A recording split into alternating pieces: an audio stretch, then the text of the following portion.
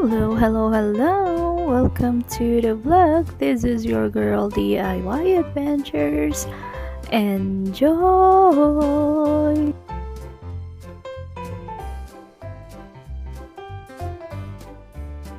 At ayan na nga, for today's video, gumawa tayo ng tatlong bilog out of, ano ba to?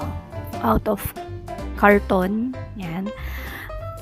Tapos gumawa tayo ng strips na ginunting natin ng ganyan, pa-triangle sa dulo, magkabilang dulo niya, para pwede nating ipalibot sa ating bilog later on. Ayan, gaya nga ng nakita ninyo sa ating unang video, ay gumawa tayo ng carousel.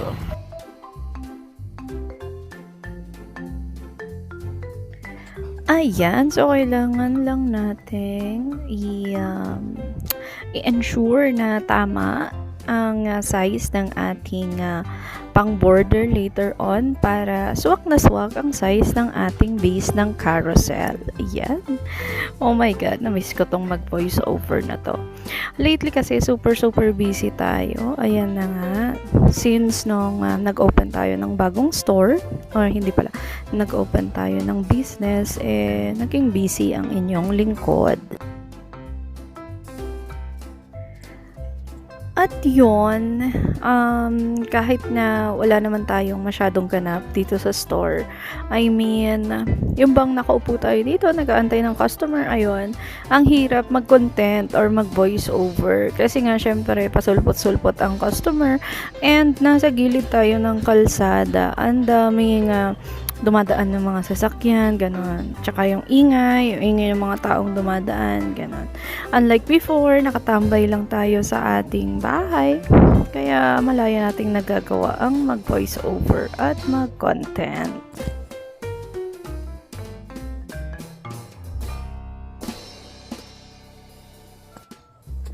At ayun, sa sobrang daldal natin, hindi na natin explain kung paano nangyari ang base ng ating carousel at kung paano nabuo ang ating carousel itself. Ayan. Gagawa na lang siguro tayo ng separate na video tungkol doon, or let's see. Tignan natin. Sana makakontent pa tayo ng more quality na mga video. Ah, hindi. Ito pala. Ba yan? Hindi natin memorize ang ating video. Ayan na nga. So, yung ginunting-gunting natin is yun yung magsisilbing way para ma-fold natin ng ayos or ma-align natin ng ayos yung bilog sa cover niya or magiging side wall niya. Ayan. So, ang paggagawa ng content, alam nyo naman, is takes time talaga yan. And syempre, gusto din naman natin na quality ang magiging outcome ng lahat ng video na ating ilalabas. Ayan.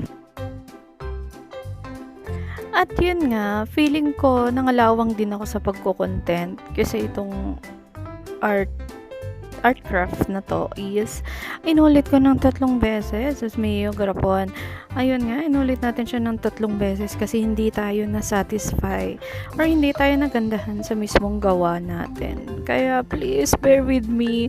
Pipilitin ko talagang mag-content pa muli na more regularly para naman mas mahasa pa natin ang ating skills at ang pagka-miss natin sa pag-voice over at pag-upload at pag-chichikahan sa ating mga kawaiti manumbalik. Ayan.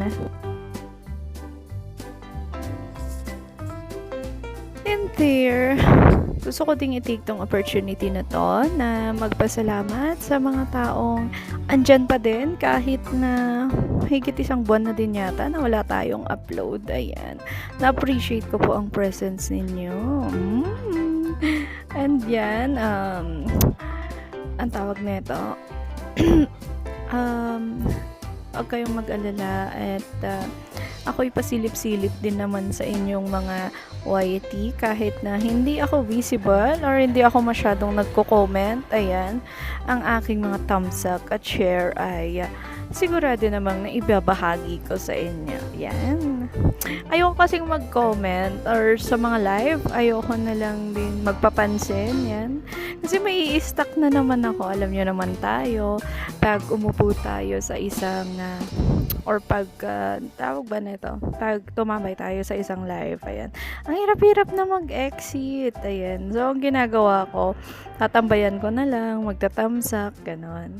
Kaya, pasensya na talaga ha, kung hindi nyo nakikita ang inyong lingkod sa inyong mga live, ayan. Paano ba to? Ang daming sinasabi, ano?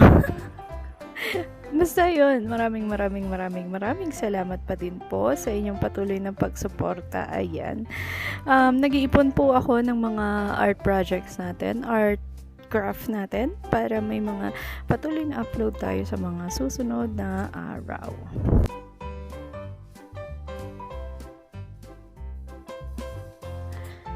So, ayun, na-realize ko, hindi na tayo nag-explain tungkol sa ating content. Ano? So, feeling ko, ulitin na lang natin to for the next upload. Ayan. Namiss ko lang talaga makipagchikahan sa inyo. Ayan. So, ang ginawa lang naman natin dito is gumawa tayo ng carousel para ilagay ang ating pangalan ng store. Ayan. Medyo nakukulangan kasi ako ng advertisement dito sa ating store. Ayan. Kaya minsan talagang matumal ang benta. Ayan.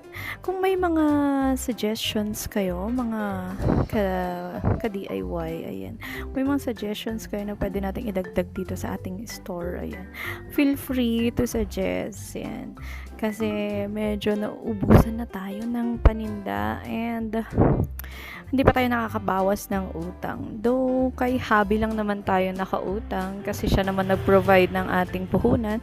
Pero at the same time, syempre gusto pa din naman natin na ibalik yung investment na inilabas niya. Yan. Para naman masabi natin na kumita tayo at naging successful businesswoman tayo. Ayan. And sooner or later, ayan, mag-share tayo ng ating journey natin dito sa ating store. Ayan.